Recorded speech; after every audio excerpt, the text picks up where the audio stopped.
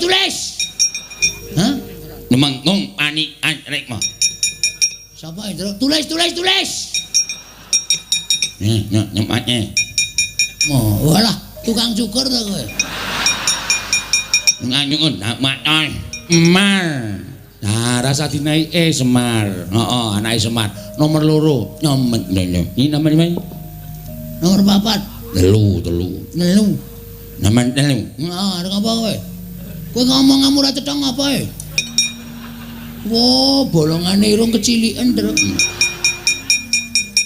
Kowe sapa? Anakku. Numengung. Panik rek mah. Hah? Numengung panik rek mah. Sapa itu? Tulis. Nyematnya.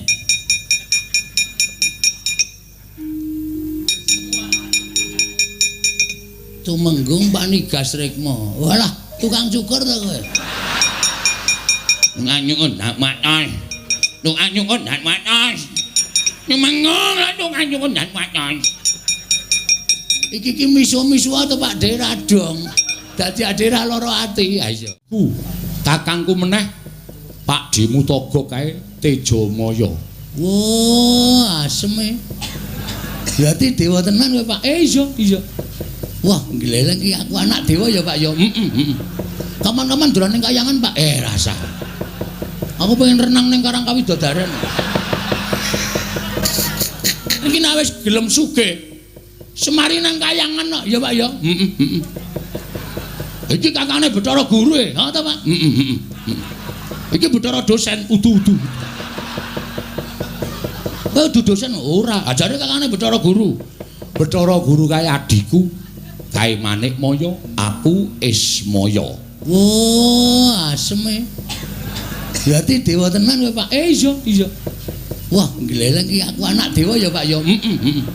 Kapan-kapan dolan ning kayangan Pak. Rasa.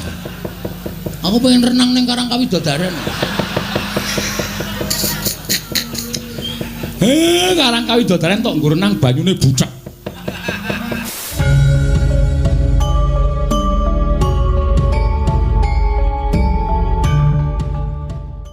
Berarti dewa tenan kowe Pak. Iya. Wah, gleleng iki aku anak dewa ya Pak ya.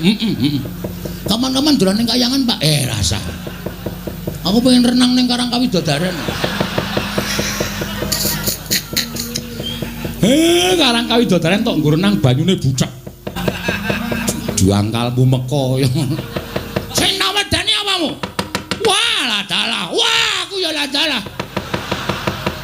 Dian iki menungso apa iki? Menungso tenan genah urip ngene padake anggepmu aku saka batreno kaya. Iki menungso tenan kedunungan nyawa. Wah, ayo ngendi pampane wong neter kadigdayan. Weh lah nantang tenan kowe. Hah? Muni piye kowe? Wih lho kowe kebangetan nek kowe carane ngono kuwi. Kowe kebangetan. Kowe tak tantang kok malah nyumbari Baladewa. Iblis lanat kuku karepe. Wah, mati tenan. Anak Ragile Semar. Heeh. Sapa jenengmu? Bagong. Kowe tak jak sisan ning negaraku tak iyasake loji. Serius? Oh, cah edan ora. Ketoke nesu kok barang diumuki omah kok serius. Aku ki ra blereng karo bondo donya. Aku arep kaya ngene iki, uripku kuwi miskin. Ngono. Nang aku kere. Dadi nek nang tak imingi-imingi bondo donya iki nggo ngopo? Wong urip ki ora kudu ngawula bondo donya. Wong urip ora kudu ngawula derajat pangkat.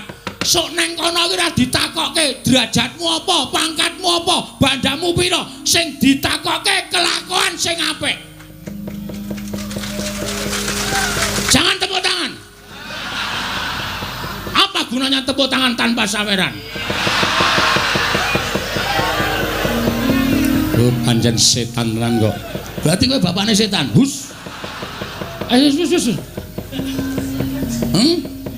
Saiki ngene Mas. Sing jeneng hukume adile wong nyilih kuwi disilihi.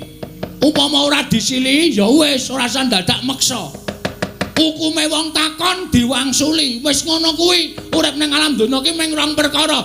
lakon diwangsuli nyilih disili padang peteng mlebu metu mati urip ngono dadi nek sampean ngongasake ning sampean sugih aku wong sugih aku wong duwe ngelingono Mas di atas langit masa ada langit sak sugih-sugih wong isih ana sing luwih sugih ming sampean urung ditempokke karo wong sing luwih sugih karo sampean sak digdaya-digdayane wong isih ana sing luwih digdaya ming sampean urung ditempokke karo wong sing luwih digdaya tinimbang sampean sak pinter-pintere wong isih ana sing luwih pinter ngono kuwi hukume alam wis berlaku nek kowe arep meksa karo Semar ora iso ana anake Semar duwe kewajiban nang kene ora sak penake dhewe lho yen ngono Semar ora gelem tak boyo ning Pager Alun mesti ora Semar ki ora tau gelem diboyong nang ndi-ndi arep dipameri brana pice Semar ki ora tau gelem Semar ki nek wis gelem sugih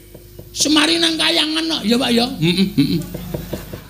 iki kakane Bathara Guru e ha ta Pak iki Bathara dosen udu-udu udu dosen ora ajare kakane Bathara Guru Bathara Guru kae adikku kae Manik Maya aku Ismaya mel sasat kadidene kecukrukan wukir sari kelepaning samudra madu manah kula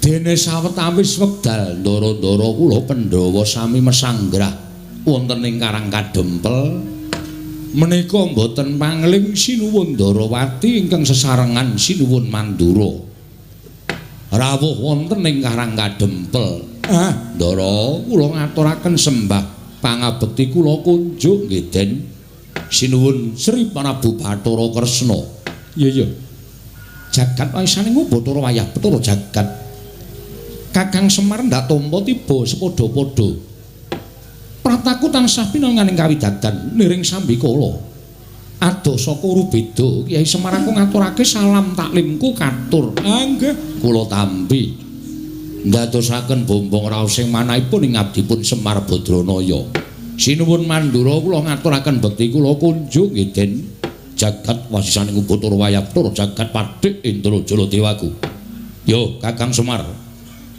wis tak tampa gawe bombong penggali ingsun ora liwat salam laklimku katur ngersaning Kakang Nayantaka nggih kula pundi nggo jimat paripih dayanana ing kasantosan dipun sekecakaken anggenipun sami lenggah kula nuwun sewu jaragan namung derajatipun padukuhan mesti kemawon benten kalian wonten Praja Ndarawati menapa dene Praja Mandura sak wontenipun nggih Ndara iya Kakang Semar malah katon kepenak nggonku sowan ngersaning Kakang Nayantaka ya Semar kaya surah kurang prayoga prataning Baladewa ana ing padukan Karang Kadempel dina samengko iki Kakang Nayantaka nun sewu Koko Prabu sarawuh paduka Kanjeng Koko Prabu kula ngaturaken pasegan panakrami kunjuk Sandhawa Pada paduka Kanjeng Koko Prabu Ndarawati Koko Prabu Sri Bathara Kresna Yayi sampun kula tampi karya bombong raos sing manahipun ing Raka Ndarawati asung paseganipun paduka Yayi Prabu namung kosok-kosok wangsulipun kula kepareng ngaturaken pudhi astawanipun ing Raka kunjuk ngersa paduka Yayi Prabu kadang kula ing Amarta kula pundi cundhaka panglingga murda amawahono kabagyaning gesang kula mboten langkung kaskecakno anggenjengan dika lenggah Koko Prabu Ndarawati kawula non nggih sampun mboten kirang prayogi pisawanipun ing Raka Ndarawati Koko Prabu Mandura kula ngaturaken karaharjan tedhak paduka Kanjeng Koko Prabu Mandura Yayi tansah pinanganing kawidadan niring sambi kula sawanipun ing Raka Mandura durga mendhak kala sirna namung kepareng kula ngaturaken salam taklimipun ing Raka kunjuk ngersa paduka Yayi Prabu kadang kula Yayi Prabu Darmakusuma kula cancang pucaking weni dumawaing wijang ora meketing werdaya saestu andadosaken cahya nur cahya daging rah kayuwanen mboten langkung kasekecakno anggenjengan dika lenggah Koko Prabu inggih Yayi sampun boten kirang prayogi piswanipun ing Raka ing Mandura. Wah.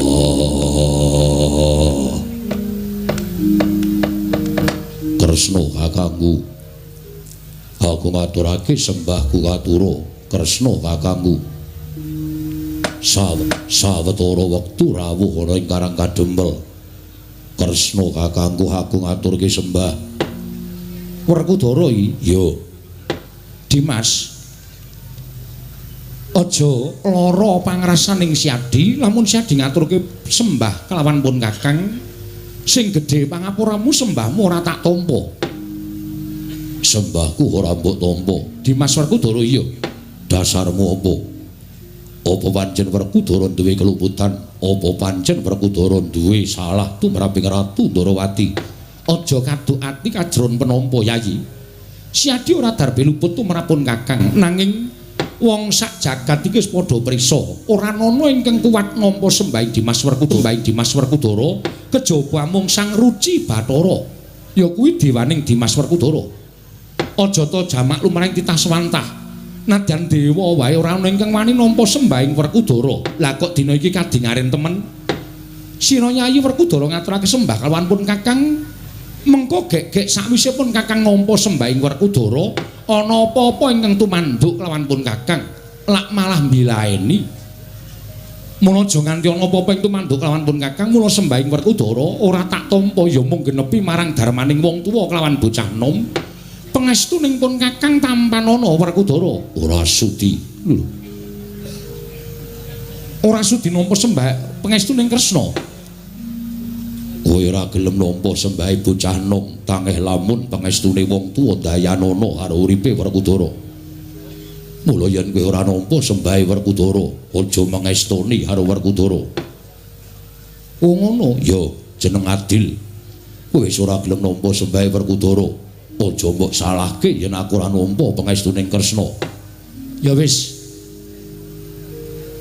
Ora ketang rada sesak penggaling pun Kakang, ora ketang rada tida-tida penggaling pun Kakang. Sembahe Werkudara tak tampa, pangestuning pun Kakang tampanana. Wenehna kono, kapan-kapan tak jupuke. Kok sik to? Pangestu kok kapan-kapan dijupuk ki piye? Pangestu ora bosok, pangestu ora bakal mampu. Tresna nampa sembahe Werkudara kanthi tida-tida penggalihmu. Mula pangestumu tak tampani ya apik, ora ya ora apa-apa. Wis iku ora dadi berdondi. Wis tampanan sembahe Werkudara kanthi lega-legawaning ati. Dadak kok percaya iki apa Kresna? Koko Prabu? Nggih. Nyatanipun mekaten ingkang sampun kabiyawa nuntun jagat bilih sembahipun Werkudara menika awrat. Abata kaya ngapa sing jeneng Taruna nyembah kalawan werda kuwi sak trepe. Kuwi jeneng ngenggoni tata krama lan ngenggoni unggah-ungguh. Ngaten. Ya. Wis tampanen. Inggih. Werkudara, nggih. Sembahmu tak tampa lahir batin pangestuning pun Kakang tampanana tak tampa lahir batin. Wis rampung. Lha iya bule kakangku. Aku ngaturake sembahku katur bule kakangku. Aku ngaturke sembahku katur. Koko Prabu, nggih. Panjenengan menika ngemutaken ingkang rayi kok panjenengan malah sajaipun damel perkawis gawe perkara apa? Werkudara ngaturaken sembah kok panjenengan mboten nampi pancen tak jarak. Lho, dipun jarak dos pundi? Lho, kowe ngerti dhewe to? Jenenge Baladewa ki pirang-pirang? Baladewa, Kusumawaning Pinto, Wasi Jaladara, Anamka Krasana kuwi jenengku kabeh. Moko sing jeneng bule iki sirikaning pun Kakang. Lah kok disebut sak nggon-nggon? Mbok yo ngaturke sembah, Baladewa kakangku aku ngaturke sembah. Ngono wae apik kok. Bule. Monggo kene iki dipresani piye akeh. Do ngerti yen to ciri getheke Baladewa ki bule. Werkudara, nggih. Kowe iki pancen jarak kok. Jarak piye?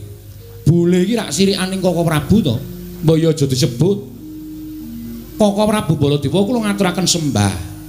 Utawa Koko Prabu Kakrasana kula ngaturaken sembah kuwi rak apik. Lah kok bule? Bule iki sirikaning Koko Prabu. Aja tok sebut sak nggon-nggon. Yen Siadi muni bule ngono kuwi, tegese Siadi ki mirang-mirangke Koko Prabu. Wong sing jeneng bule kuwi sirikaning Koko Prabu Baladewa. Aja pisan-pisan kowe muni bule, njaluk tulung balenono ping 1000 kas. Kene leren ana kuno bule. Baladewa, piye? Yen kowe ora sagu diundang bule, aja gugat karo Werkudara, lan aja ngluputke karo aku.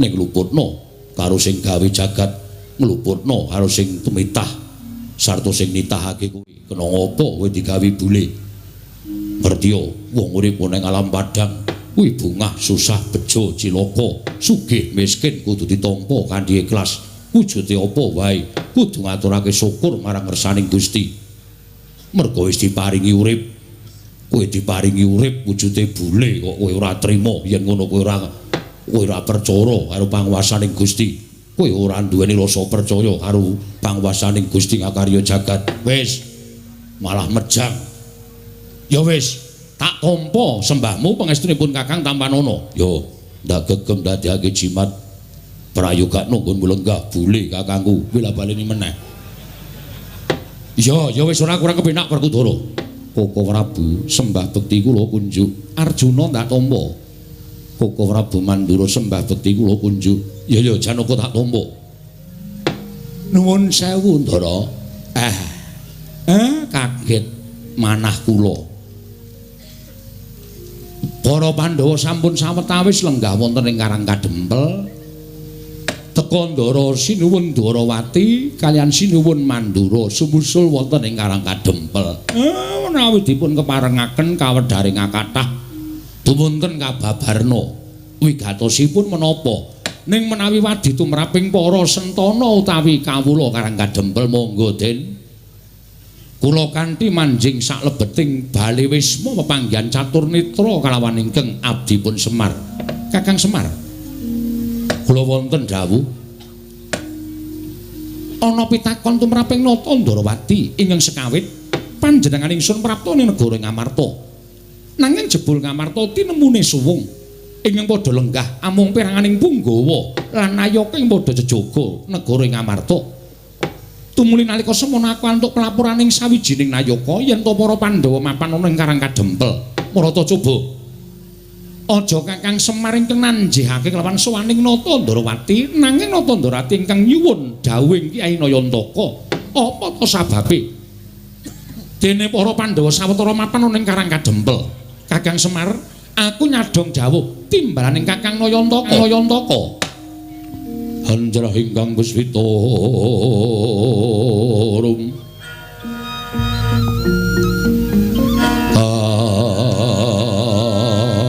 asiling samirana mrih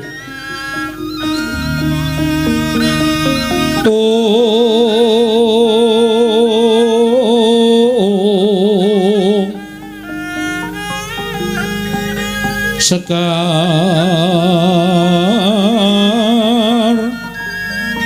kadung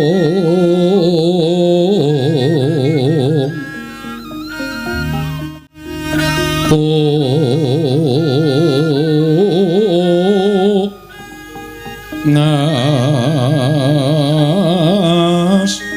kandanyo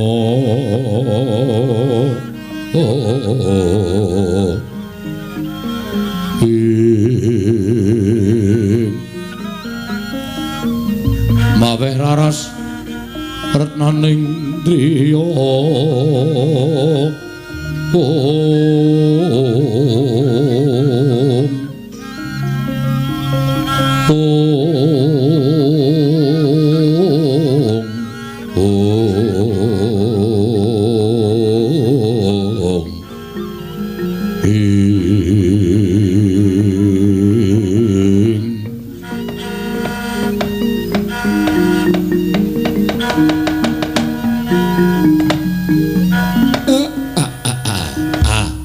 kekugek satulita mel nuwun sewu lho Den wiwit sekawit kula wis nggraita nek ndara-ndara kula Pandhawa rawuh enten Karang Kadempel niki nek nganti kapireng dening priyagung sami mestani nek Semar niku wong sing kemewat dening atase derajat kula menika namung batur kula menika namung Panakawon kok kerawuhan ndara-ndara kula Pandhawa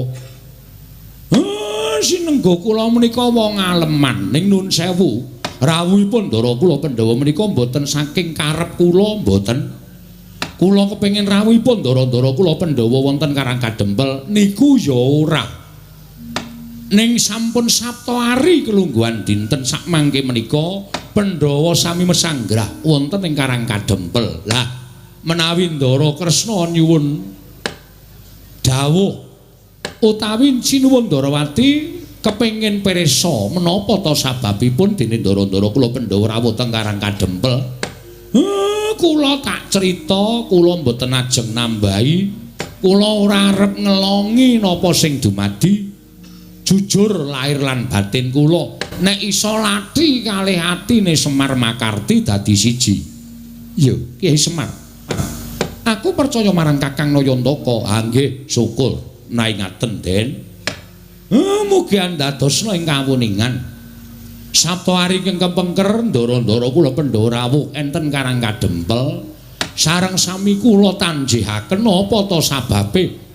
Upami mbetahaken Semar rak sak boten-botenipun paring dawuh Semar niku ming batur kula sago ditimbali aja kok ing Wancirina nadyan Wanciratri kula sagah. Nalika semanten ndara-ndara kula sampun rawuh enten Karang Kadempel sinuwun Puntadewa ingkang paring dawuh dawuhipun sinuwun Puntadewa bilih wiwit Pandhawa kelampahan lan pikantuk kanugrahan wujudipun negari Ngendraprasta nalika wana Marta sampun kababat sarta harta bangsaning Jim sampun sami teluk tumuli negari kababar kasat netra dados negarining titah sewantah ingkang nampi triman ndara-ndara kula Pandhawa. Iya.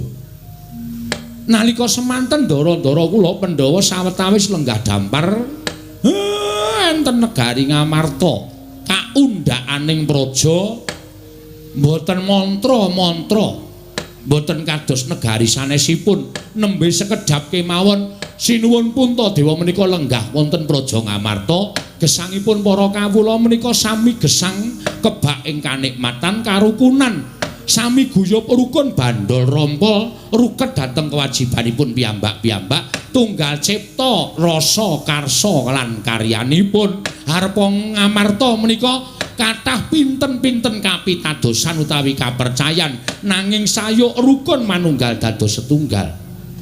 Iya bener Kyai Semar. Kawontenan sing kados mekaten menika kepengin dipun indakaken kawontenan negari Ngamarta supados saya sae saya sentosa saya kondang kawenang lan saged ngayomi dhateng sagung kawula dasih ingkang sami mapan wonten ing Kutagara ingkang sami mapan wonten ing Karang Pradesan lan ingkang sami mapan wonten ing Parden menika supaya saged ngraosaken kanikmatan ingkang sami boten dipun benten-bentenaken. Lah niating Pandhawa menika badhe ambangun negari Ngamarta ya lahir ya batin mengkono Kakang nggih. Nuwun sewu lho Ndara sampun ngantos gerah penggalihe kula wis matur lah kok sami rawuh teng Karang Kadempel mongko nuwun sewu sing dadi pengayomaning Pandhawa menika sinuwun Ndarawati Semar ya dadi pamomong ning pengayom kalih pamomong niku tumrap Semar meh padha nek diucapake ning beda kewajibane. Iya. Pengayome sampeyan pamomonging Pandhawa kula. Sampeyan rawuh mriki kok ora nganti pengayom, Mbah. Mengke nek wonten mboten trimane si pengayom niku rak kriwikan dadi grojogan geguyon dadi tangisan. Ning ndara-ndara kula Pandhawa paring dawuh mekaten, apa to sababe kok rawuh teng Karang Kadempel mergi kawiwitan bangun niku mboten kok perkara duweni bobrana picis sing akeh, duweni dhuwit sing pirang-pirang, wekasan bangun ing babakan lair lan batin ing kawula niku diwiwiti saka akeh ing brana picis mboten. Tumraping kula bangun negari menika diwiwiti manunggaling kawula lawan Gusti tegesipun manunggaling para Pandhawa kaliyan para kawula supados raket penggalihipun manahipun para kawula caket kaliyan penggalihipun para pepunden wekasan kawula menika rumaos dipun gatosaken dening para Pandhawa Kawula nek rumangsa digatekke niku ora usah disoki brana picis, ora usah diwenehi bondo donya. Ning kawula mesti rumangsa kaya dipecut rasane rumangsa handar beni negarane wekasan cancut taliwonda bangun negarane. Mengkono Kyai Semar nggih. Mula sampeyan rawuh enten mriki niki nek pancen sampeyan ajeng nesu ampun dukani Pandhawa. Ning mang dukani Semar. Merga napa sing dipetung kalih para Pandhawa niku pancen bener. Wiwitan bangun niku ora kok saka Kutagara, ning yen bisa saka desa. Ya Karang Kadempel niki sing ajeng diwiwiti bangun negara Ngamarta. Mangke nek mriki pun kawiwitan saking mriki tumular tekan Kutagara, wekasan wewangunan menika saged rancak niring Sambikala. Jagat Dewa Bathara. Yayi, kula wonten timbalaning ngadhawuh Koko Prabu. Nuwun sewu. Mboten ateges kula badhe nglepataken dhateng Paduka Kyai Prabu dene Paduka mboten anjawil dhateng Raka ing Darawati. Namung sareng kula midhangetaken sabdanipun Kyai Naya. Yayi, kepareng sak mangke ing Raka ing Darawati mboten badhe kantun nedya mbebantu dhateng bot repotipun kadang kula para Pandhawa. Nggih. Kyai Prabu Semantara ing Raka ing Mandura sareng kula midhanget sabdanipun Kyai Naya Ntaka. Malah sak mangke gumregah manahipun ing Raka ing Mandura nedya mbebantu dhateng bot repotipun para Pandhawa. Mboten namung babakan perkara Prabeya nanging menapa kemawon iki dipun betahaken menawi ingkang Raka saged ngaturaken kula sagah minangkani. Koko Prabu ngaturaken panuwun ingkang tanpa pepindhan. Dene Paduka tansah gatosaken dhateng para Pandhawa. Koko Prabu menika sampun dados kewajibanipun Raka ing Mandura. Nadyan kula menika awis-awis sowan dhateng negari Ngamarta, nanging pangraos kula kaliyan para Pandhawa menika bebasan boten saged genggang sarikma. Inggih Koko Prabu, matur sembah sewu nun ingkang tanpa pepindhan. Malah sak mangke gandeng Koko Prabu Ndarawati miwah Koko Prabu Mandura sampun keparang rawuh wonten ing Karang Kadempel. Kakang Semar wonten dawuh kaya-kaya wis komplit sarta wis mathuk sarta gathuk pemangging para Pandhawa kelawan Koko Prabu Ndarawati mung ngenteni sabdaning Kyai Naya Ntaka mungguh bakal kepiye nggone miwiti Pandhawa nggone bakal mbangun negara Ngamarta. Kyai Semar mangke riyen Den ampun kesusu kudu dipetung nganggo nalar sing ganep digelar lan digulung aja nganti tuna ing tembe mburine. Iya Kyai Semar. Mergi sabdanipun para sepuh sampun sami nyebataken pangendikanipun para pinter, pangendikanipun para ulah agama sampun paring dawuh. Sek sapa wonge kepengin gayuh kanugrahan, sinten tiyangipun ingkang badhe kedunungan kanikmatan kanthi anggayuh alampah prihatin lan tapa brata kados Pandhawa menika badhe ambabar utawi ambangun negari Ngamarta kanthi alampah prihatin wonten ing Karang Kadempel. Menika mangke menawi badhe kasembadan penjangkanipun tertentu sareng kaliyan pacobanipun. Lah sak mangke ngaten kemawon. Bab perkara bangun menika dipun penggalih wingking ingkang langkung prayogi tata-tata babagan pacobanipun. Mergi kanugrahan kaliyan pacoban menika adaanipun sok teka bebarengan. Yen ora iso kena pacoban ora bakal entuk kanugrahan. Ning iso ngrampungi pacoban, kanugrahan menika badhe sumandhing Ndara. Sikra-sikra yen permana kanca. Sikra ngrakin nawang sesangga.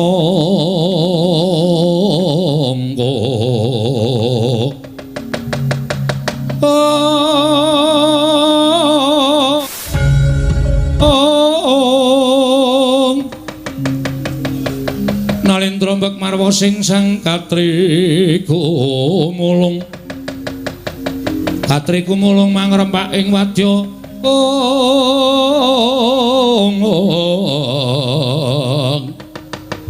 Purda kurore kagiri-giri nanggono magawya gelarira wang-wang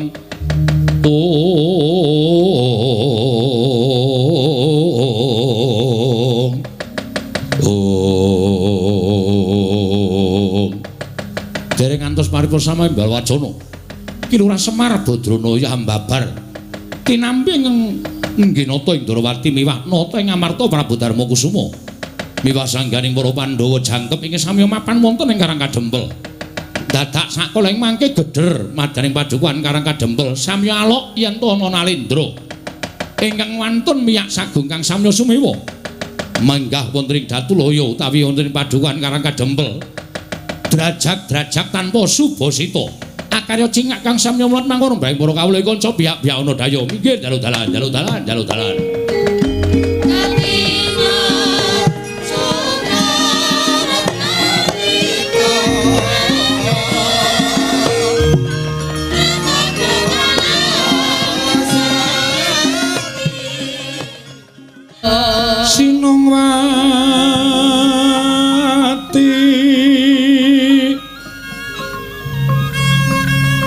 Sinongwati jagat kinari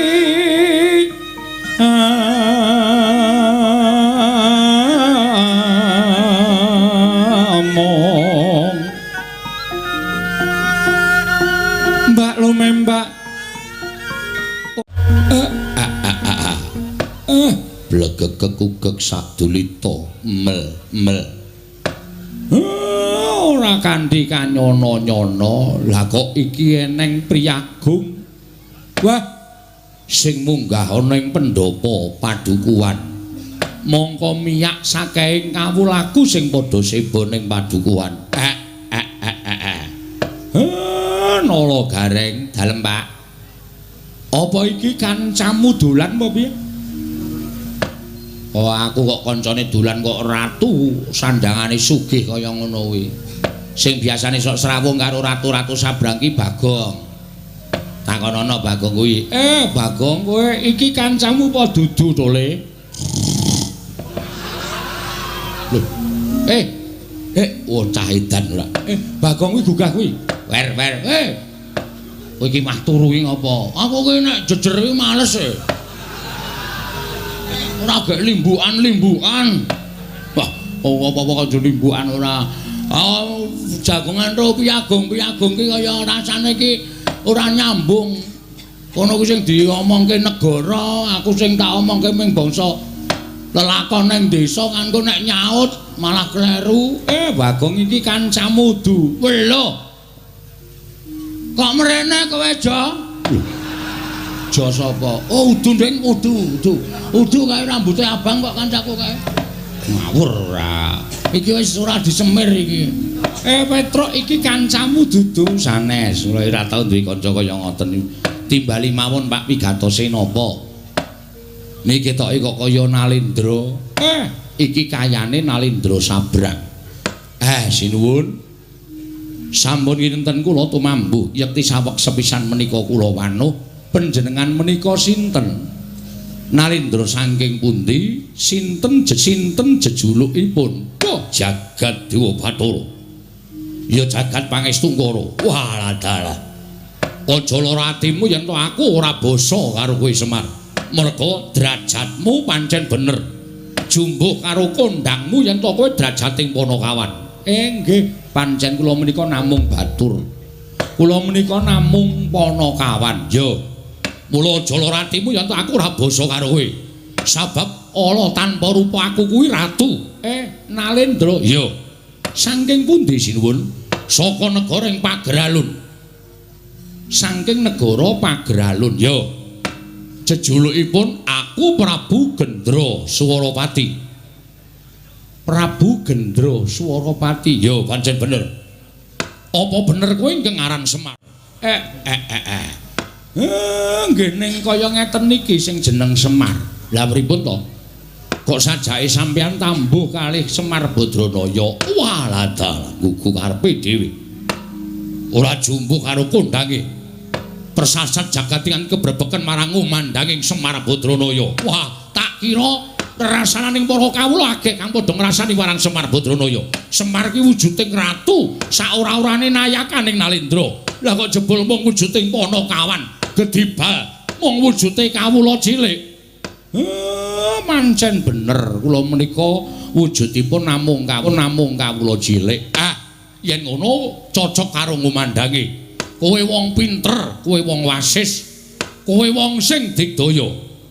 Bukten akeh para nalindra kang padha rawuh ana ing papan kene. Ketitik kowe lenggah ning pendopo sineba para nalindra nitik kalawan agemane. Sampun ngantos ngaten menika bendara kula. Lho. Bendaramu nggih sing lenggah wonten wingking kula menika sinuwun Puntadewa. Wah, sinuwun Puntadewa. Nalindra Ngamarta leres. Sing endi piyayine?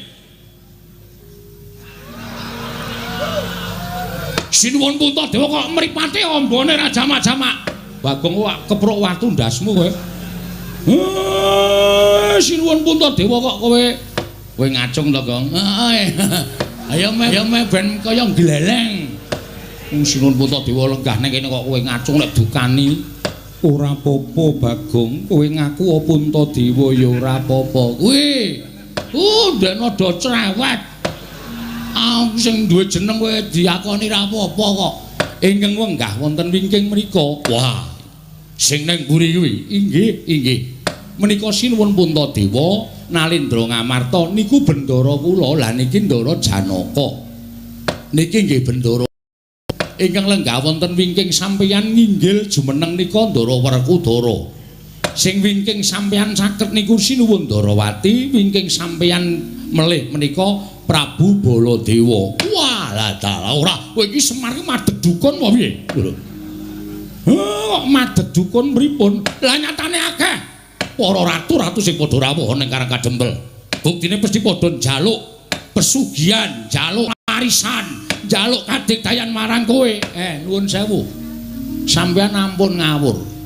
Ndara-ndara kula Pandhawa niku mboten kaya ratu-ratu sabrang kaya sampeyan.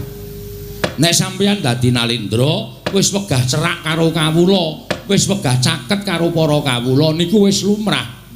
Ning nek Nalindra tanah Jawi, sinuwun Puntadewa, sinuwun Kresna, sinuwun Baladewa niku arepa wis dadi ratu. Ning isih kelingan karo sing nyoblos biyen, ngoten. Dadi tetep terjak enten masyarakat cilik ngene iki tetep disambangi, tetep dicaketi. Ora kaya sampeyan, kula ngerti watak sampeyan niku nek wong sabrang niku le apik niku nek lagi magang. Niku janjine kaya dara kekalangan, muluk jure ra jamak-jamak. Ning nek pun dadi ya ditagih mesti mblenjani niku adat sing saben kaya ngono kuwi. Wah, wah edan. Kowe mbatang apa sing dadi uripku ning negaraku lah kok cocok. Lah rak tenan ta.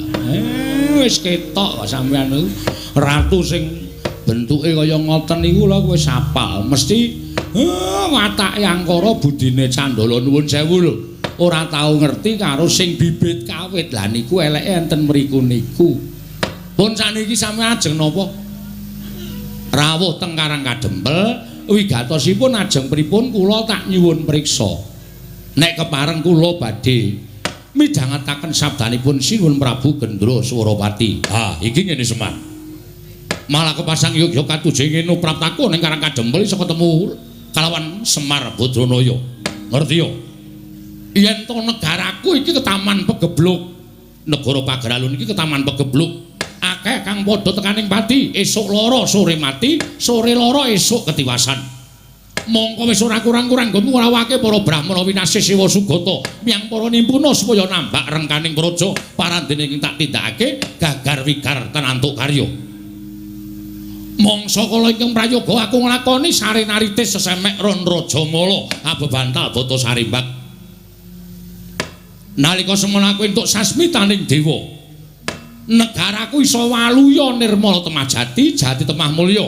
Yen to kerawuhan Semar Badranaya. Wah, lehku goleki papan dunungmu nganti kekalangan Malaya jagat iki persasat wis kemput tak ubengi. Tinemune wujude amung padukuhan Karang Kadempel. Mula kang saka kuwi Semar. Praptaku ana ing Karang Kadempel iki, aku njaluk lilaning atimu, ayo tak boyong marang negaraku Pageralun. Ora ketamung telung kedheping netra, kowe lenggao sawetara ana ing Pageralun, supaya dadi sarana waluyaning negaraku saka nggone padha nandhang pagebluk mau Semar. Kula, ya. Meng kaya ngene kok. Dadi jamu iso marai ilang pagebluk. Wis, ora usah dadak kowe kuwatir. Yen kowe gelem tak boyong, kowe njaluk apa? Tekan negara Pageralun omahmu ora kaya ngene iki. Yen perlu tak riasake omah loji. Yen butuh titian kowe ngaranana titian kereta kencana tinarik kuda 8 bakal tak cawisake. Kowe ngerti ora? Prabu Gendra Swaropati kuwi wong sugih mblegedhu ratu ingkang bandaku seprapat jagat dhewe. Mula yen to nuruti marang apa sing dadi penjalukmu ora bakal entek bandaku kowe kondo. Omahmu iki dimbrokke, kowe pindah ning negaraku tak wenehi omah sing luwih apik. Pendopo jaluk pira gedene? Sakane njaluk pirang inci mesti bakal tak turuti. Yen perlu kowe duwe kulawarga gawanen mrono kabeh. Sak anak-anakmu gawanen tak yasake omah kabeh. Lembak. Iki ngapa Gong ora? Wah ya iki anu apa jenenge iki harapan yang betul-betul cemerlang iki. Harapan gelem bangane nang kene. Omahmu isih apik, omahe Petro isih apik, omahku wis dos. Bola balik digrobyok Satpol PP. Kon pindah rono. Ayo saking dene ora tok upakara omahe sing lengenahi bapak kok. Awit ana kebutuhan go sekolah anake adol. Wah iki ngedolan kok ora. Wis kono, anakmu pira? Tak yasake. Yen kowe butuh ijol duit, kowe njaluk ijol duit pira? Yen upama anakmu ora tok gawa marang negaraku, anak-anakmu lan bojomu nang kene kok ninggali duit, kowe matura pirang triliun tak bayar kenceng. Waton kowe gelem tak boyong. Yen kowe njaluk ijol apa wae mesti bakal tak pinangkani. Kowe njaluk ijol apa wae mesti bakal tak turuti waton kowe gelem tak boyong. Ning yen kowe ora gelem tak boyong marang negara ing Pageralun, mongko kawulaku saya suwe saya bakal entek mergo padha tekaning pati ke Taman Pagebluk. Tinimbangane aku dadi ratu mengko bakal didunke dening kawulaku sinenggo aku ratu sing ora iso dadi pengayomaning para kawula. Luwih becik bakal tak entengake patiku ana ing Karang Kajembel. Tak entengake patiku ana ing Karang Kajembel. Kowe tak ruda paripeksa. Kowe tak jiat. Kowe tak peksa tak boyong marang negara ing Pageralun. Sapa sing mepalangi karepe Prabu Gendra Swaropati, rawe rantas, malang bakal tak putung. Ayo, mengkari kowe matur, gelem apa ora Semar? Ora gelem aja kelakon dosa. Bumi angus Karang Kajembel.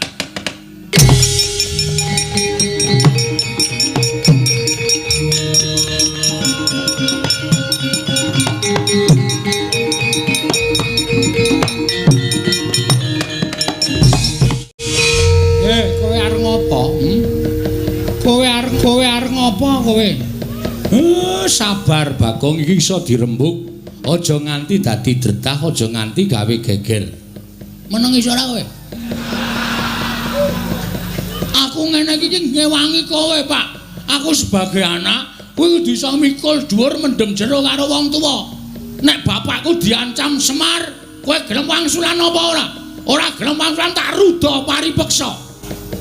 Kuwi aku minangka anak iki kudune cancut taliwondo. Mula kowe mikir aku. Ora sing mung tok peng-penge mung gareng karo Petro. Endi dong ngewangi kowe? Domeng mendono mripate cok. Ana kanan kaya ngene kanan genteng. Kaya ngene kok mung do meneng wae. Ndekno sing tok tukoke sarung mung Petro wae. Gareng tok tukoke pecis mung gareng wae. Aku blas ora tau tok kaya apa-apa. Neng saiki dadi bukti bahwa sing pancen sambelane karo Semar ki meng Mas Bagong. Kowe meneng, aku ora iso meneng. Wis to iki ratu iki nek aku ora sing mangsuli, ora rampung-rampung, mergo kowe engko mesti blegek-gugek ngene sinuwun. Sing ala dibuang sing becik digoleki. Oh, dudu watakku. Aku nek kira-kira ana sing arep ngisruh Karang Kajembel, arep gawe bucek banyu bening Karang Kajembel, aku sing ora trima. Nek dadi perang kowe wani apa piye? Lho. Ha iki ngopo kae wong ngene iki? Lho, lah kowe, lho aku ra mung sebagai MC. Nek dadi geger kan ini orang-orang ini. Dapurmu genti. Mbok kurang ajar kowe. Ngono kuwi sing aku sok ora seneng. Meneng aku tak omong-omongan marah omong-omongan karo kowe.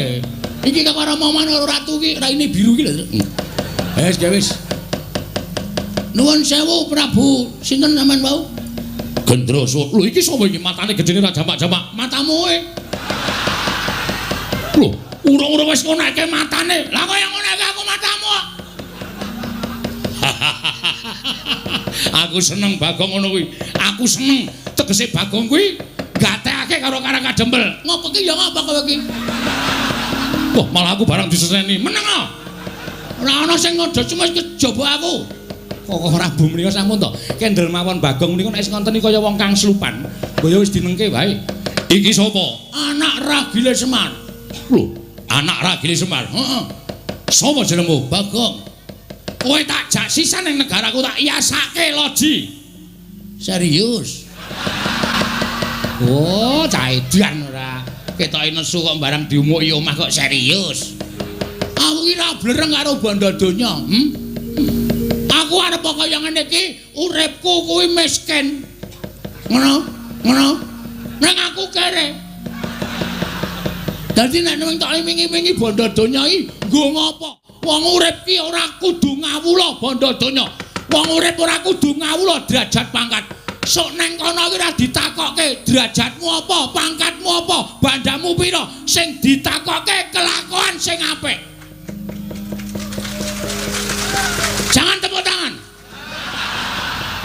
Apa gunanya tepuk tangan tanpa saweran? Oh, pancen setan tenan kok. Berarti kowe bapakne setan. Hus. Ayo wis. Saiki ngene Mas. Sing jeneng ukume adile wong nyilih kuwi disilihi. Upama ora disilihi ya wis ora usah dadak meksa. Ukume wong takon diwangsuli. Wis ngono kuwi. Urip ning alam donya ki mung rong perkara. Takon diwangsuli, nyilih disilihi, padhang peteng, mlebu metu, mati urip. Ngono. Dadi nek sampean ngongasake ning sampean sugih, aku wong sugih. Aku wong duwe. Ngelingono Mas, di atas langit masih ada langit. Sak sugih-sugih wong isih ana sing luwih sugih, ming sampean urung ditempokke karo wong sing luwih sugih karo sampean. Sak digdaya-digdayane wong isih ana sing luwih digdaya, ming sampean urung ditempokke karo wong sing luwih digdaya tinimbang sampean. Sak pinter-pintere wong isih ana sing luwih pinter. Ngono kuwi hukume alam wis berlaku. Nek kowe arep meksa karo Semar ora iso, ana anake. Semar duwe kewajiban nang kene ora sak penake dhewe. Lho, yen ngono Semar ora gelem tak boyong ning Pager Alun. Mesti ora. Semar ki ora tau gelem diboyong nang ndi-ndi arep dipameri brana picis. Semar ki ora tau gelem. Semar ki nek wis gelem sugih. Semar nang kayangan kok, ya Pak ya. Iki kakane Bathara Guru e, ha ta Pak? Iki Bathara dosen udu-udu. Udu dosen ora, ajare kakane Bathara Guru. Bathara Guru kae adikku, kae Manikmaya, aku Ismaya. Kae adikku, kakangku meneh Pak Dimutaga kae Tejamaya. Wah, aseme. Berarti dewa tenan kowe Pak. Iya. Wah, gleleng iki aku anak dewa ya Pak ya. Kapan-kapan dolan ning kayangan Pak. Rasa. Aku pengen renang ning Karang Kawidodaren. Karang Kawidodaren tok nggo renang banyune bucek. Diangkalmu meko ya. Semar Taruda paripeksa. Kowe arep ngruda paripeksa karo Semar. Betenge Bagong. Lho, yen ngono kowe wani karo aku. Sing nawedani apamu? Wah, dalah. Wah, aku ya dalah. Dian iki menungsa apa iki? Menungsa tenan genah urip ngene padake anggepmu aku saka batreno wae. Iki menungsa tenan kedunungan nyawa. Wah, ayo Ngendi papane wong neter Kadigdayan? Weh lah nantang tenan kowe. Hah? Muni piye? Muni piye kowe? Lho kowe kebangetan nek kowe carane ngono kuwi. Kowe kebangetan. Kowe tak tantang kok malah nyumbari Baladewa. Iblis lanat kuku karepe. Wah, mati tenan. Manungsa ora tatara karo jajanan nyumbari Baladewa. Ratu Mandura Basumbari keparat.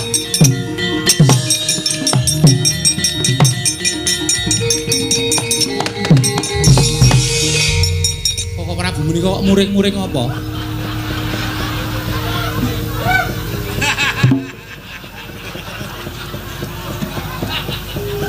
Lah iki Bagong mau muni. Bagong seru banget muni. Muni piye kowe? Kowe tak tantang kok malah nyumbari Baladewa. Iblis lanat. Lagi makler aku. Krungu disumbari. Baladewa ki ratu ora tau mampu penantang kok disumbari karo ratu iblis. Bagong, non. Wong mau muni tenan to? Mboten.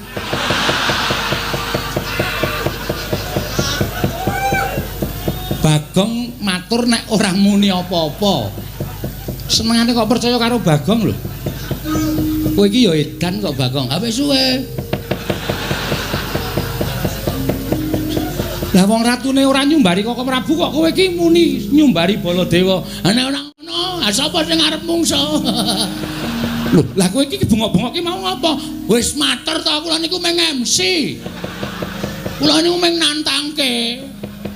Nek ora tak ngontenke Prabu Baladewa ora tumandang karya. Tur meleh kok Prabu menika kok ya manut karo Bagong. Wis ya aku edan kok ya.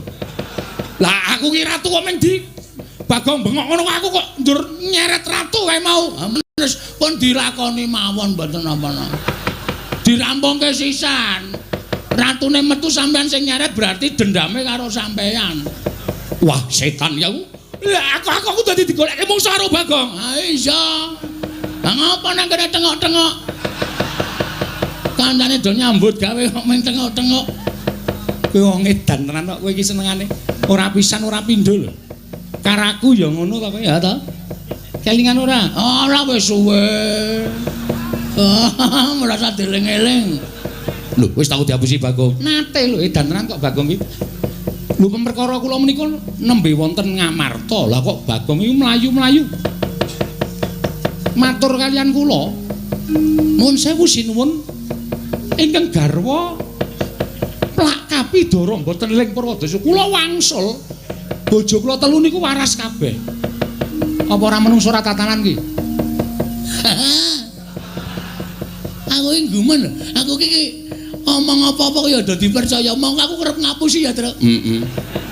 Kok isih gampang do dipercaya lho. Pancen cedhis kok iki. Kowe iki gawe masalah. Gawe masalah piye, Pak? Ratu kae mesti ngamuk. Tantrimane ratu kae sapa sing arep nandangi? Lho, sapa aku ora ngapa-ngapa. Ha sing nyaret sapa? Lah rak tenan to malah ketiban awu anget aku. Alah ora masalah. Wong biasane ya nesu-nesu kok ya. Ndara Werku Dara? Apa? Sampeyan lilo nek Semar diboyong teng Pager Alun? Ora. Nek ora lilo ratu mau kudu mundur. Yo, aja kuwatir. Krungu ora kowe? Iki wae mengono wae do dipercaya Ndara Janaka. Apa Bagong? Sampeyan ikhlas kelangan Semar. Nganti mati aku ora bakal iso kelangan Kakang Semar. Nah, nek ana Semar diboyong wong, aku ora trima. Nek ora trima sampeyan kudu iso ngundurke ratu.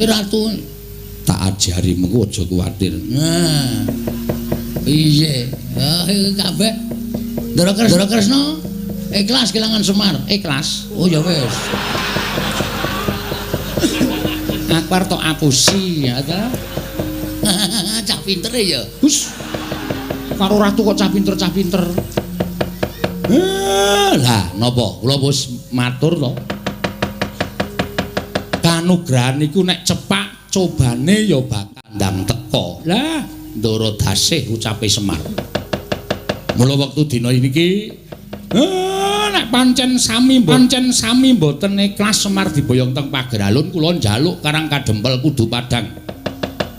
Kudu Padang nek mboten Padang nggih sampun wewangunan lahir batin sing ajeng dibangun teng negara Ngamarta niki mengke bakal ngrimpet nyandung merga ana menungsa sing jeneng Gendra Swaropati.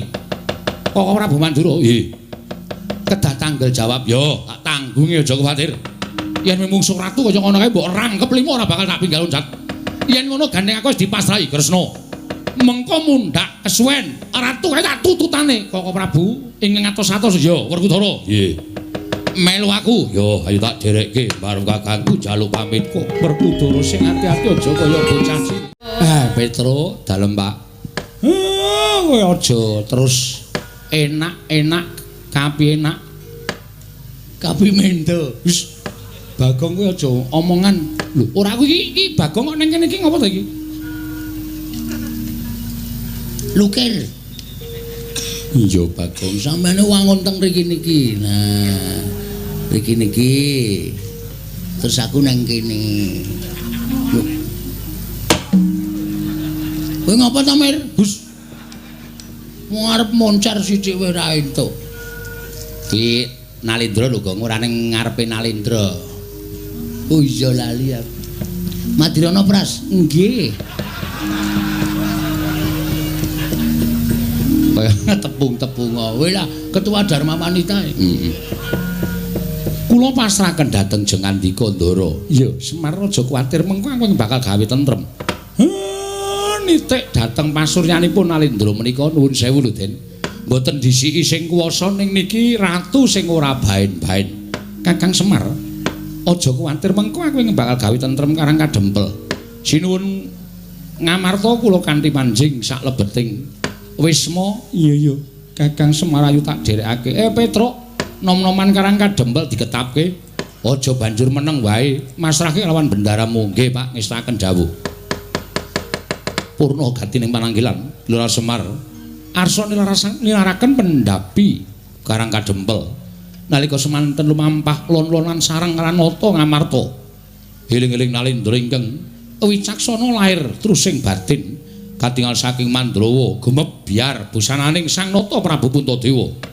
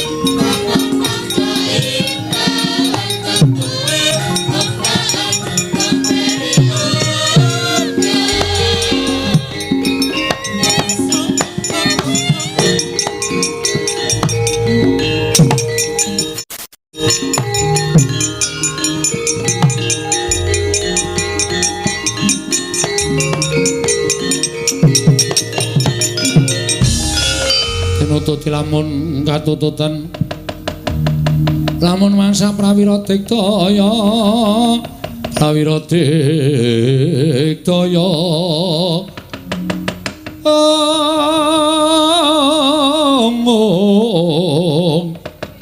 Ronanggana magawe gelarira wang-wang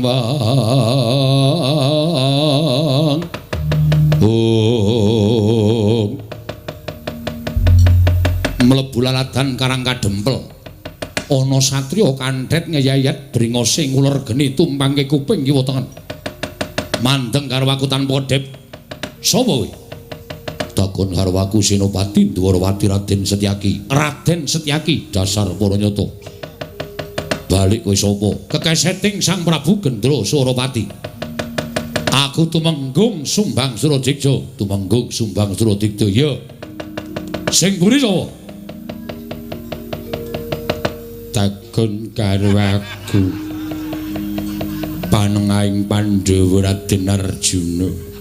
Kakang Mas Janaka wonten mriki. Iya, Setyaki. Wis penake aku tak ngaso. Ae wedi nek konangan. Mboten niku wau Bagong. Caidan ora. Aku Bagong, ngapa? Ayo. Takon ngapa kowe? Oh, Bagong. Heeh, dasar para nyata. Pangkatmu apa? Weluh, RT. Omong RT kok gleleng ora. Weh, gawe KTP ora ana tanda tangane RT apa dadi? Aja sok nyepelekke terus. Sapa kowe? Sumbang Suradikja. Sumbang Suradikja, ora nyumbang ora apa-apa. Sing mburi dhewe sapa? Petruk, kakangne Bagong. Anake Semar nomor 2. Oh, lah keterangane pancen Prabu Gendra Suropati nggawa prajurit akeh, Gong. Oh, ora usah wedi lho, toto. Ndara Sencake dibantu. Ora sambuk bantu aku ijen ngrampungi Wadyabala. Saka pagralun kelakon ora sandadak mbok bantu. Weh, ya saora-orane kula niku jejer putra bumi Karang Kadempel. Kula dilairake enten bumi Karang Kadempel. Nek nganti bumi wutah getih kula dienggo jak-jakan menungsa kaya ngene nek kula ora tampil wirang bebarang ya, Tru. Ya saora-orane mateni prajurit sing elek-elek. Aja sing ngene-ngene iki ketok iki kokoh bako iki sedaya iki, Tru. Dhewe golek sing elek-elekan wae. Oh, sing elek-elekan sing kira-kira ringkih, gecek ndase. Ha iya. Pokoke ning melu perang sing penting ra ketok ngono to. Heeh. Wis kono do lunga wae aja dugem remeng. Menungso iki tak sampurnake Bagong. Sampur. Napa niku Bathara kono? Ora. Kok sampurna? Sampurnake terus tak patenane. Lah, ngono. Lho.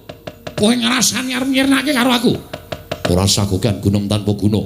Kowe tekan kene dikongkon Ratu Gusti Mukinen gawe geger Karang Kadempel. Ora nekuk penjalin golek dalan nyangkal putung bali ning negaramu aja takon terus tak babadi gamanmu tak gulungi genderamu. Wah. Babu. Wani karo sing tawedene apamu. Ora minggas karo tebak danamu kene marganing patimu. Maju Nyemar.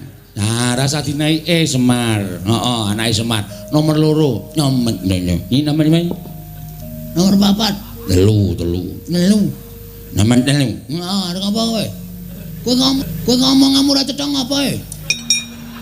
Wo, bolongane irung keciliken, Truk. Kowe sapa? Anakku. Numenggung. Anik mah. Hah? Numenggung anik mah.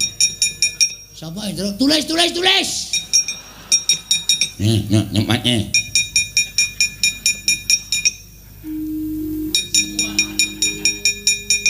Tumenggung Panigas Rikma. Walah, tukang cukur ta kowe. Nganyun nak matos. Tukang nak matos. Numenggung lah tukang nak matos. Iki misu-misu to Pak Deradong. Dadi adera lara ati. Ha iya. Kowe mau ngerti ora duneke piye? Tukang cukur ndas matos ngene. Heeh. Wah, setane. Oh, le nesu keri kowe ora. Amat banyak ya. Ojo wadur ae. Tengok mati maju mana nampak ora apa ya. Tulis kok banget. Ngomong kok banyak tulis kok banget ndanake lemah. Aku radong Nyemar. Heeh, Semar piye? Mohon langane. Incong iki. Lek lincung. Nek lincung manganen. Aku dong nek iki dong aku. Lek lincung panganan ngono to. Ngene paham.